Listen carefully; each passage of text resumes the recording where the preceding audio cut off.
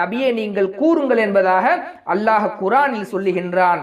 அல்லாஹ் நாடியதுதான் நடக்கும்.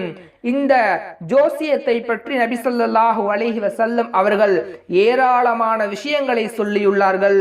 சொன்னார்கள், யாராவது ஒருவர் ஜோசியத்தின் ஏதேனும் ஒரு கலையை கற்றுக்கொண்டால் அவர் சூனியத்தை கற்றவர் போன்றவர் ஆவார் என்பதாக நபி ஸல்லல்லாஹு அலைஹி வஸல்லம் அவர்கள் சொன்னார்கள்.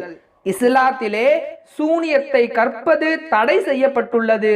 எனவே தான் நபி ஸல்லல்லாஹு அலைஹி வஸல்லம் அவர்கள் ஜோசியத்துடன் சூனியத்தை சேர்த்து சொல்லியுள்ளார்கள். அதாவது ஜோசியமும் இஸ்லாத்தில் தடை செய்யப்பட்டுள்ளது. இந்த ஹதீஸ் அபுதாவூதில் பதிவு செய்யப்பட்டுள்ளது.